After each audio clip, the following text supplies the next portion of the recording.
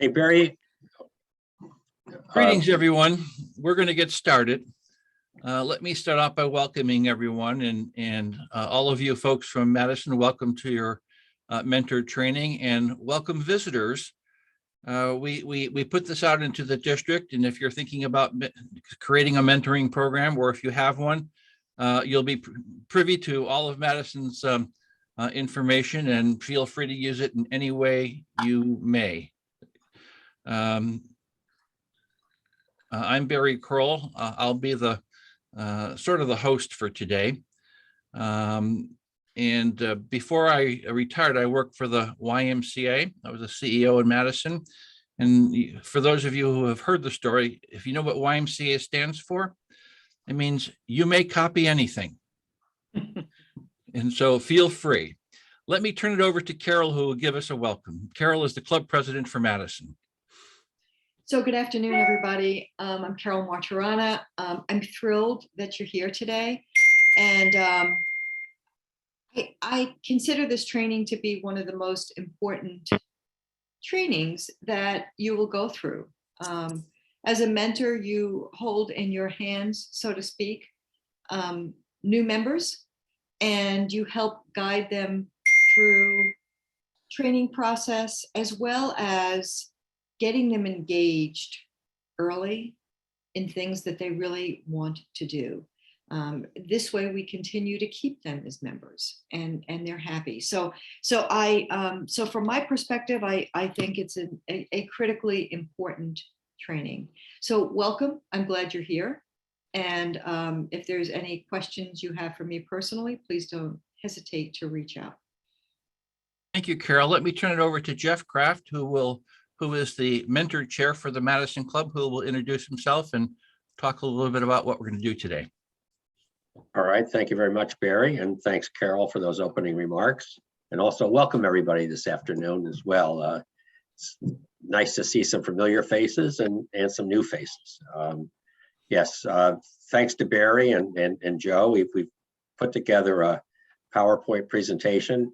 I will tell you right up front, I'm not going to read the slides, but I'll comment on them as they come up. And there we are. We're into it right now. So thanks for that, Barry. So just a couple preliminary remarks here. I went through some notes I had, and I believe we've been mentoring perhaps the last 50 or 60 new members. So that would be, we would assign a mentor to a new member, which would be called a mentee. It's really more of an art than a science. We get a new membership application in, we look at what the person that's applying to the club is going to be interested in, where they live, in the days of having in-person meetings, whether they were going to attend breakfast or lunch or back and forth, what their aspirations are. And then I look over the list of current mentors, and many of them are quite seasoned in Rotary. Some are newer. And then I politely ask a mentor if he or she would be willing to be a mentor for the new, for the new member. The answer is typically yes, because they've already expressed an interest. It's oftentimes, I have a couple other random thoughts and then we'll go into the slides here. It's oftentimes not the sponsor, because the sponsor already knows the new member and they're very close and they talk all the time. In some cases, if that's what the new member wants, well, then of course we're going to do that. But oftentimes the sponsor and the mentor are different, which is also helpful. It gives the new member a bigger perspective of what goes on in the club. The overall goal of the program is, how difficult it is to bring new members in. Well, we want to make sure they're engaged, they're not overwhelmed, and we want to retain them as members too. Barry, you want to go into any of the slides at this point? We'll just go through those. Here we go. Look at that. I want to see these young pictures of Joe and Barry. They look very, very nice, and mine's a little more up to date. Yeah, but Joe and I used our high school pictures. But that was nicely done. Thanks. Let's see, what is this slide about? Thank you for being here. Thank you. Thanks very much. And Carol, you covered that. Okay, we've got some objectives today, and we will keep on track here. Some of us, including Barry, have other obligations beginning as early as 5:30, or they need to leave then. So we're going to stay on track. We'll obviously have time for questions. And also, if you have something very pressing, you can put it in chat or just interrupt if you'd like. So, we already discussed a little bit about the importance of a club mentor program. I mean, some of it's pretty obvious. I don't know how many clubs do have a mentor program, either officially or unofficially, but as Barry said, you're certainly welcome to copy any of our practices that you consider that would be appropriate to your club. We're going to review the components of a club mentor program. I know Joe Smith is going to speak a little later on. I guess he'll talk about the Red Badge program and the calendar of activities, I believe, in part 2. And Jeff, if I can interrupt for a second. Please, anytime. In the chat box, I posted a link, and that link is to this PowerPoint presentation. So if you just want to click on that link and download it and save it, whatever, you've got access to this PowerPoint. Again, it goes in the category you may copy anything and also change it to suit your needs. Okay, as I promised, I'm not going to read slides. I know if you're on the phone, you can't see these, but you can look at them, I guess, thanks to Barry's link. Again, in most cases, a mentor is somebody that's already been a Rotarian for several years, sometimes many years, and I think in most every case, we're all willing to share our knowledge and our experience. I mean, this is a nonprofit organization to do good things, so it would be very unusual if someone was not willing to share. It's meant to be not another job. It's meant to be fun. And we ask that the mentor reach out very quickly after the new member joins and arranges a coffee, a lunch, or whatever works for them to get to know each other a little better. All right, I think I covered most of this already. So just leave it up there for a moment if you would, Barry, and if anybody wants to comment on it until we go to the next slide. But I believe I covered this. There's a lot, as we all know, there's lots going on in Rotary. I mean, the list of events, as Barry pointed out this morning, and Carol did as well, in March and April, is almost overwhelming. And it's important that new members don't get overwhelmed, but they're aware of what they can pick and choose from in the upcoming months once they join. And I will say, from a personal perspective too, it is rewarding to be a mentor. So what's necessary for a new Rotarian to be successful? Okay. Well, we talked about this a little bit. I would say that, the ability to get help, the final bullet point there, that would be where the new member can and should turn to his or her sponsor, his or her mentor, and say, I don't really understand the foundation. I don't understand what the district is all about, and help me get more acclimated both to the club on a local level. Let me get engaged in some of the activities we have, and they just need to ask, or we explain to them what opportunities are out there. So it's a real back and forth engagement. But the key is, the regular participation and involvement. Obviously, over the last couple of years, due to COVID, we haven't had a lot of in-person meetings. It becomes a little more difficult. But if we don't see somebody on a Zoom call or a meeting for a month or so, it's also very important that particularly for the new members and even the old members, for the mentors to reach out and not be judgmental, but to find out what's missing and how we can help. And just to chime in, Jeff, I think one of the important things that I see that happens with mentors in our club, when we have in-person meetings, we have a typical pattern of the same people sit with the same people who sit with the same people all the time. And sometimes it's difficult for a new member to break into a group like that? And so that, how does that person get known? And I think, a mentor can be, a little pushy with some of the existing members and bring the new member in and introduce them and get them, at least introduced and recognized. You will learn a little bit later that we single out our new members by giving them a red badge, which means their red badges, their red name badge, and that our blue badges are reserved for people who've been around for a little bit. And so the red badge is designed to single them out and for people to approach them. So Barry and Jeff, I'd also like to add that I've had several new members actually reach out to me directly and want to get to know me a little bit better. And I was not their mentor.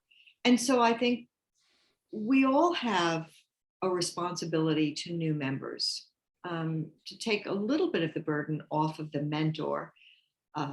We all have a responsibility to help them to understand more about who we are, to understand more about them. I think it's, I think it's great and it's fun. Good points. Thanks, Barry and Carol. I think you can go to the next slide, Barry.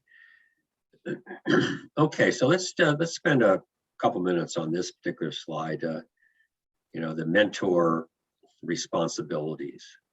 I did mention about early on establishing a relationship outside of Rotary. And it says there, breakfast, coffee, lunch, club activity, or something like that, or even just meet in a conference room after an in-person meeting and just get to know the person. Explain, every year, explain the foundation. We don't have too many new members attend board meetings, but they certainly are encouraged. And Carol's comment was good about having the mentor make introductions of the new member. We encourage the mentors to circulate at different tables. And we're going to talk about classification talks in a moment. Now, as the mentor chair, I tried very hard to not make this a task, that they're not reporting into me. But from time to time, I would reach out to the mentors and ask for their feedback. About once every quarter, as pointed out on the slide. But I also went further than that personally, as I reached out to the mentees and said, how's it going? And it was a little eye-opening sometimes to get the reaction from the mentee side and the mentor side, and there might be a disconnect. And again, I wasn't being judgmental, but in some cases that initial meeting hadn't even happened. But you can always correct things in progress, but it was very helpful for me to hear as the mentor chair what the mentees were feeling, what they weren't feeling, and also what the mentors were up to as well. And occasionally there's a mismatch, and in which case then we just make a change. But I'm glad Carol pointed out that some of the new members are actually coming up to her as the club president and meeting her, and then she can make more introductions. So again, I wanted to just repeat that it's really more of an art than a science, but if you don't get any progress reports ever, you're just going to assume everything's fine, in which case that's probably not a good assumption. And one of the things that happens even before a mentor is assigned, as soon as our board approves a new member, within 24 hours, they get a welcome letter saying, welcome to Madison Rotary. Here's what's going to happen in the next 30 days. And we talk about scheduling their induction talk, scheduling their classification talk. We also say who will be contacting them. And at the bottom of it, the last paragraph is, if you have any questions, feel free to contact Joe Smith, our membership chair, or Carol Maturana, our club president, and we put in their contact information right into that welcome letter. The other thing that I would say is that 99% of people who join Rotary are doing it to work in their local community and make a difference. They don't know anything about the Rotary Foundation, and they don't know anything about the international aspects of Rotary. And I think, new members, that grows on them. You learn that after a while. And I think one of the jobs of a mentor is to help that. Ready for the next one, Jeff? Yep, I'm ready for the next one. Oh, we're going to switch to Joe All right. Smith. Well, just before we, Jeff, I'm sorry, just before we switch to Joe Smith, Barry, could you go back one just for a moment? Because I just wanted to ask, I believe John Hogan is on the call. Is that correct? you're right. Yes, I am. Yeah, John, I don't mean to catch you unaware, but John Hogan is an example of a fairly new member that got actively involved very quickly. So he was a mentee for a while, and then and now he's become a mentor. So maybe you could just give a comment on the double perspective or the two perspectives of that, if you would, John, just for a moment before we go to Joe Smith. Of course, Jeff, I was fortunate to have you as my Well, mentor. that wasn't a I had a real setup. professional. Everyone's got their anchors to carry. Jeff and I had worked together at Investors Bank, and which is where we got to know each other, and that's how I ended up joining the Rotary. Although I've been a resident of Madison for probably almost 40 years. I think it's most helpful that there's a point person that's taking responsibility for you that you can go to, because it's a little intimidating for a new member. As you mentioned, Barry, the little cliques that form invariably, and I don't think most Rotarians are cliquish in that respect, but it seems that way to a new member. And having someone that is going to make an effort to join you during your initial meetings and introduce you around to other members is very important. As well as, I think you talk about the Red Badge program, and you mentioned it, but there's a series of tasks that one is asked to perform to move from the Red Badge to the Blue Badge. I don't know if that's unique to Madison Rotary or whether this is a program from Rotary International, Jeff, but I thought that was very helpful. It's a structured way to get the new member engaged in and aware of the different things about Rotary, including some of the things that are the mentor's responsibility to acquaint the new member with. And John, we're going to cover that in a minute or two. Yeah. And I do think it's probably good to be a mentor after you're still maybe a relatively new member, because you're familiar with what the process you just went through. Some of the members who've been in the club for 20 years probably more set in their ways and not open to all the different things that Rotary offers to a new member. So that's what I have to say, Jeff. Thanks very much, John. Okay. Jeff, this is Doug. Could I add on to John's comments real quick? Of course. So, one of the things that I think is extremely important, and this just be obvious, is that we really got to take the time to listen to why the person is joining Rotary and what they'd like to get engaged in, or what they're just interested in. And my own personal experience, I experienced Rotary for the first time through our End Hunger program, and I asked to get involved in the End Hunger program, the follow-on activities and things like that. And that dug me deeper into our club. And now I'm going to be a mentor for the first time. And the guy I'm mentoring, I've taken some time to get to know him.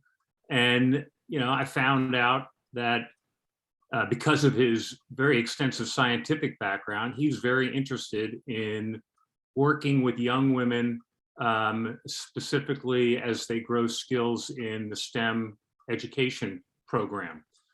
And, Rotary doesn't do anything in the STEM education program right now, but that doesn't mean that, that if I could help him get into or introduced to people at the high school that are teaching STEM, because I have connections into the high school, and I work with the Interact Club, I'm going to do that, because I think,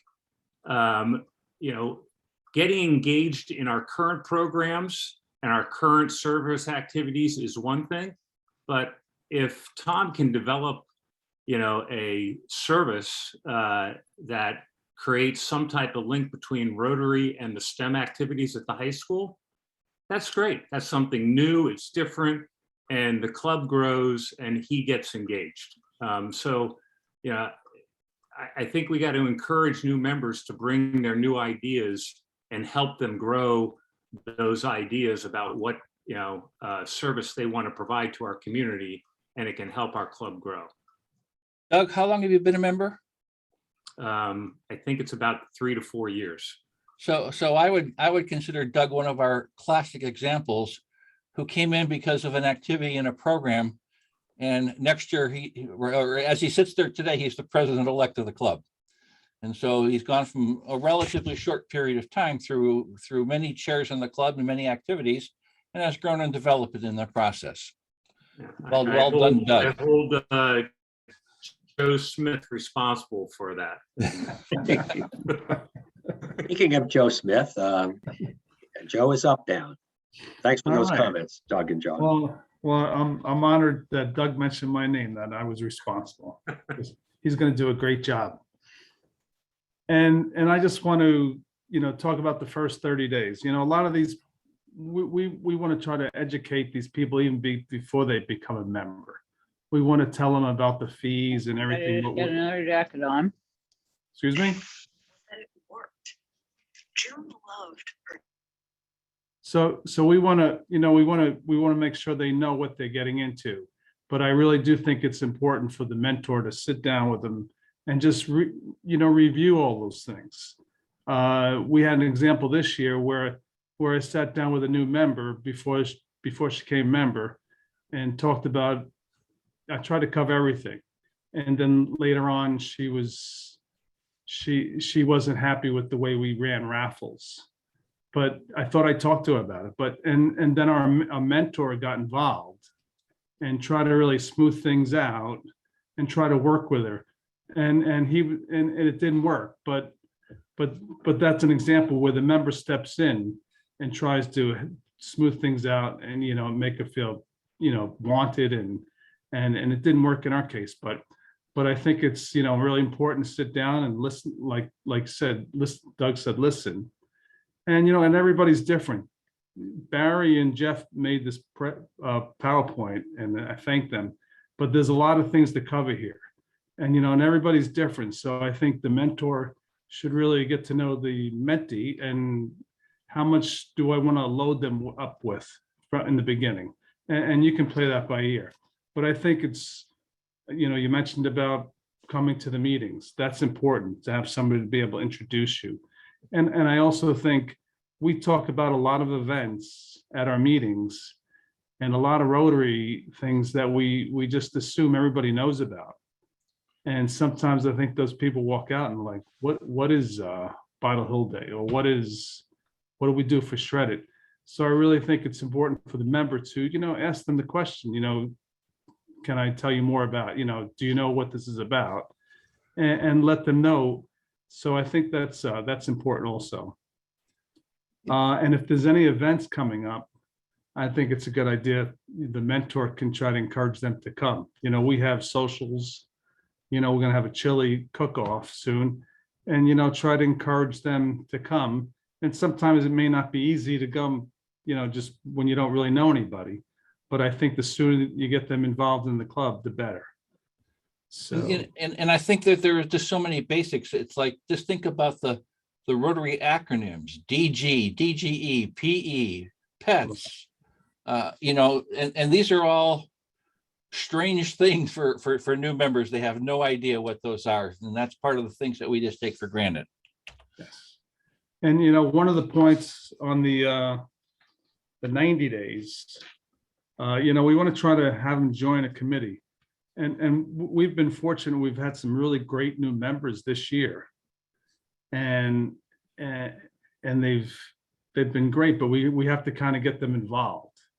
So it may not be easy because we don't have every committee meeting every month, but we really have to try to encourage them to get involved. Oh, what I missed on the 30 days is the mentor works with the new member on we'll create the induction, but then also the classification talk. And I mean, I've been amazed by the recent classification talks we've had. And the rest of the members, I'm sure you agree, it's been unbelievable. But you want to just guide them. You know, I've been to meetings where the classification, somebody had a PowerPoint presentation and it went off for, 20 minutes and people just, they lost interest after 5 minutes. So the mentor really should guide the new member how to do a classification talk. Now, and then the 90 days, what I really like on this sheet is the serve as a greeter. We've had a few new members do that, and it's a great way for them to meet new members. And I think that's a great idea if you can do that. There's a lot of things here. The magazine, I think that's, you could talk about that. And there's a lot of things here, but you really have to see how much they can really take in. And Joe, then Barry, you're going to Joe, talk about the red badge, right? I will, but what's a greeter? Oh, okay, greeter. Okay, so I shouldn't assume.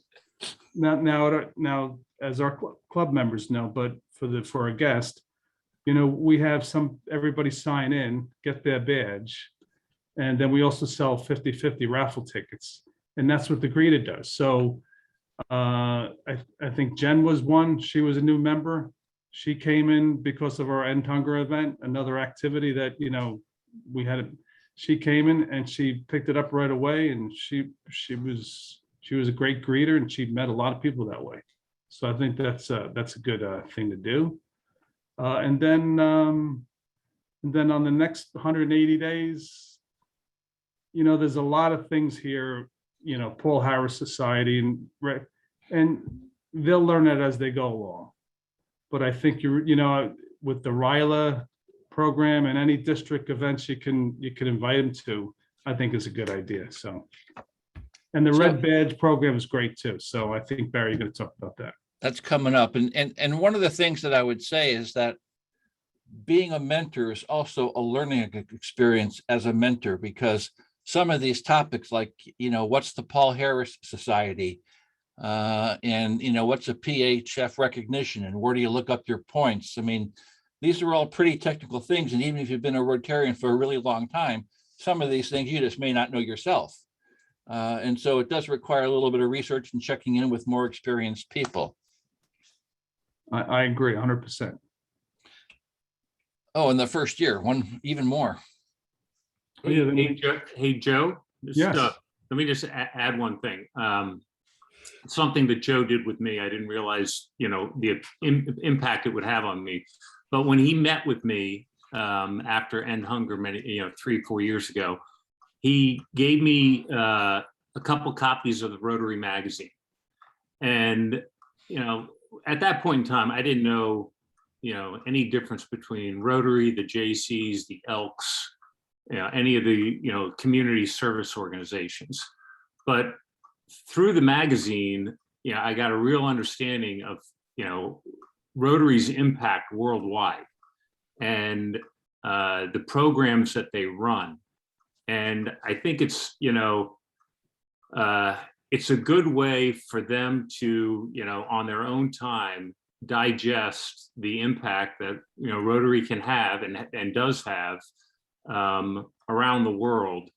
And you never know the connection that it's going to make. So a guy that, I'm sponsoring now and Hal's the mentor of, David Duran, he had an opportunity to, or sitting around the dining room table, explain to his young daughter what Rotary was. And she's, a very aspirational 5th grader. And she wanted to know what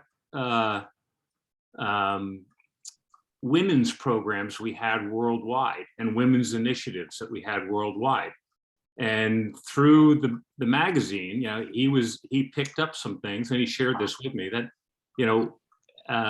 gave his daughter some idea of the organization that he was thinking of joining, and, created interest in her learning a little bit more about what her dad was going to get involved in. So all these little things can lead to connections and just, make the relationship between the, person joining Rotary and to Rotary that much stronger. Thanks, Doug. Good point. Moving on to resources that are available for mentors. What you're looking at is a screenshot of the Madison Club website. And we have a tab up on top called Join Rotary. And if you open up that tab, there's a series of information. It's designed for members as well as prospective members, as well as mentors. It's information about our club. When we have members who are talking to prospective members, they can download the brochure so that every member has access to our club membership brochure.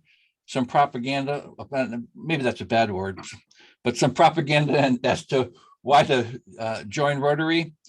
We have an online application that you can fill out online and click a submit button, as well as fill in the blanks.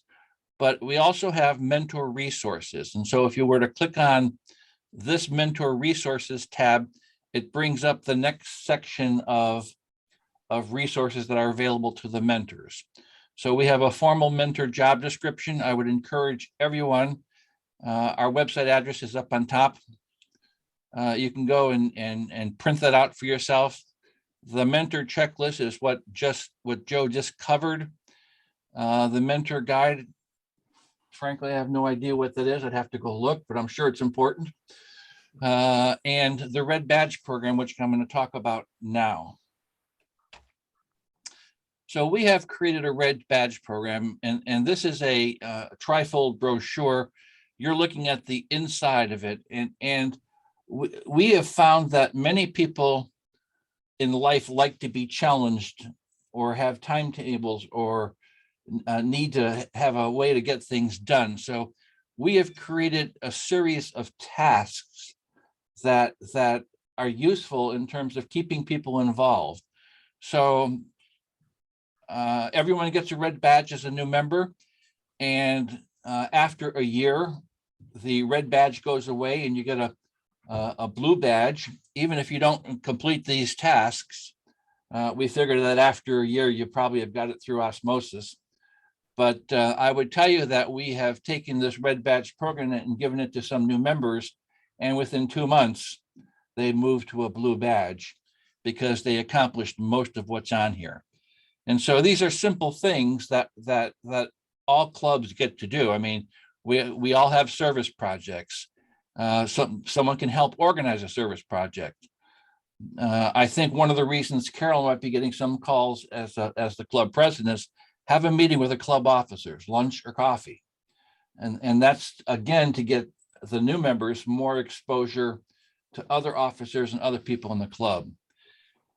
Create a member account on Rotary International. Not a big deal, but you get a point for it. Join a committee, attend 5 consecutive meetings. And the other thing about the Red Badge program is this is a way to allow mentors to check in on a regular basis. How you doing? Do you need any help with any of these? Joe mentioned being a greeter, attend a board meeting, bring a guest to a meeting. We encourage people to do that. Give your classification talk. So some of these are really simple. I mean, it's like show up and you get a point. And I don't need to read all the rest of them. You can, this one's important for us. Is our biggest fundraiser is our annual 50-50, and we ask all members to sell 5 tickets. And sometimes selling 5 $100 tickets for a new member could be very intimidating and very difficult. And so this stimulates the conversation about here's some ways to get that done. So that's our Red Badge program in a nutshell. And the end result of a successful mentor-mentee relationship is we have a Rotarian who is well introduced to all of the activities within the club, within the district, and has a basic sense about the scope and magnitude of Rotary. As Jeff mentioned earlier, Rotary is an enormous organization. You know, I've been around for 100 years and I'm still learning stuff. I mean, every day that's like things are changing and things are new. And so it's a very dynamic, moving organization. So that's our presentation in a nutshell. I just wanted to put this up for members of Madison. Here are a bunch of things that are coming up within our club and within the district. And I think the one thing that I just wanted to point out for all of the mentors is please remind your mentees that we are doing a district-wide new member orientation virtual online. The sign up for that is on the district website. So Barry, if I can just say one thing here, I really believe, I mean, I mentioned it, Doug mentioned it, you mentioned it, Joe mentioned it, Jeff mentioned it. It's really important to get to know the mentee, not just because we want to get to know them, but that listening piece is so critically important. That listening allows us to understand who they are, why they're even here to begin with, and how we can engage and how we can get them engaged and involved. I mean, Jeannie Tsukamoto was my mentor and many others in this organization. And, you know, she took me out to lunch. We spent time on the phone and she got me engaged quickly. And, you know, leadership was something that I had checked the box off as to what I'd like to get engaged in. And she got me there. I mean, I've only been a member Doug is maybe 2 months ahead of me in terms of membership. And I think it's really, really important. So listen. At this time, just add something? absolutely. I think what's most important is your job is not just being a Rotary mentor. It's more like being a friend to a new Rotarian. I think that's the most important part. You know, I don't look at it as, oh, my job as a mentor, but it's more like here is an opportunity to gain a new friend. I think that makes a big difference. Also, going back to Doug's point earlier about the Rotary magazine, it is a wonderful, wonderful place to introduce just anyone to Rotary, because Rotary is not just a local organization. It's this humongous humanitarian organization that's making huge impact all over the world. Now, if you, on our website, club website, I believe most of the club websites has a link to Rotary.org, but that is not exactly, in my opinion, the easiest website to navigate to find information. So perhaps I just looked to see if there's a way to add a link directly to Rotary magazine. And actually there is one. When you search Rotary magazine, you actually can get a link. Perhaps we can add a link to Rotary magazine, because that would be a great place for someone who's checking Rotary out. Just go directly to some articles. I think someone might find that really interesting, like that 5th grader, right? Will find something really interesting from the stories in the magazine. So perhaps that's a good place for club and also for the district. Jeannie, send me the link and I'll be sure to get it on our website, as Okay. well as the district website. I have some things to do over there as well. Yep, will do. Jeff, Yeah, but let me one turn it quick back to comment. you. Yeah, just one quick comment. First of all, thank you for putting this together, Barry. He did almost all of the heavy lifting. You know, that last slide, being a good mentor will make you a better Rotarian. You know, that pretty much is a good summary final slide as well. So I think at this point, if anybody has any questions, I wouldn't mind, since we're actually a little ahead of schedule, we got a couple minutes. Those that we don't know at the club, maybe you could make a quick intro. Marion and Benjamin and Eddie. yeah, maybe you could just say who you are, where you're from, if you wouldn't mind. My name is Ben Rosenblatt. I'm with the Hillsborough Rotary Club. I'm currently president, and I just wanted to know what this program was about. Looks like it's a great resource. We have new members come in, and I was looking around to see where I can point them for some, training in a way. So I found some. I don't know. I didn't find things right away. As usually, I get in touch with Barry, but this time I saw a training that's going to come up for new members. So that's good. I think those specific resources will be helpful for us to have at hand, so we can, point the new members. It looks like your orientation program that's laid out. That's a good thinking steps, and I certainly like to implement that as well. Thank you, Benjamin. You can call me Ben. Marion Trapani, Phillipsburg. I am the president-elect. I've been in the Rotary since 2019, although I retired from the Phillipsburg School District as the Assistant Superintendent of Schools. I worked for the district 37 years, and for about 15 years in central office, I ran our orientation and induction program, and we had a very structured mentoring program, and I oversaw, I was the key point person for all of that. And honestly, it aligns very, very closely with what you just put together. And so I think you've done a great job personally. I do have to say, we don't have anything that formal in our Rotary in Phillipsburg. It's definitely needed. And it's something that I will be working on with a couple other people moving forward. Since I've been on, I've been in charge of membership. And as of this week, we have 5 new members since I've come on. So I think that definitely we need this.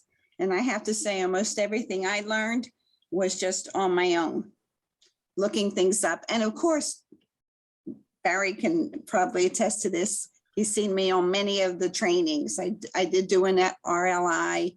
I'm going to do another one. I just started PETS training. So I'm getting there, but there is a lot more to Rotary than meets the eye. Thank you. You're welcome. Anybody else? I think we got everyone. No, I think it's Debbie. Debbie. We need- Debbie Shelley, Phillipsburg also, and it's funny, Marion and I were just talking about this the other day. We did work together with the Phillipsburg School District, and I was did a small piece to the mentoring program for our teachers. But we were just talking about that because when she came in to the Rotary, really, she sort of learned on her own, and then I came in maybe a year later. And I think the two of us did a lot of our learning together. Right. We sort of, watched things together, talked about things, tried to figure out what we needed to know. But yes, I agree with Marion. We've been talking about this. We do need to do something formally because we do have, 3 new members just probably in the last month or 2. So yeah, it's overwhelming. Well, anything we can do from Madison to be helpful to you guys, you just let me know and we'll see what we can share and make it work. Barry, can I share something with you? Absolutely. I have found, if I want to find something in Rotary, I go to Google and I type in the word Rotary and the subject, and it pops into the RI wherever it might be. Because if you look at RI in general, it's very hard to find anything, but Google can find it. Hal raises a good point. Add to your list of how do you find stuff out? Good point, Hal. I mean, Google is easier to search the RI website than going to the RI website. Yes, I agree. I have a question for Jeff. Jeff, when does the mentor job end for an assignment? Never. Right. That's actually a very, very good question, because I think people assume it's 1 year, okay? Because they assume that we go from the red badge to the blue badge, you're done. But you've created hopefully a friend for life. So I would say that the formal part of it ends in a year, but the informal part of it continues. I think Jeff, in the membership meetings, if we see somebody who has, stopped attending meetings or whatever, one of our first suggestions is who is the mentor and can they do something about it? Yeah, it's a good point, Hal. When we have a member who becomes less than stellar, we try to go back and contact them, and we use the sponsor and the mentor and whoever knows them well to say, hey, how can we be helpful to you? Right. Other questions? Anybody else? thoughts?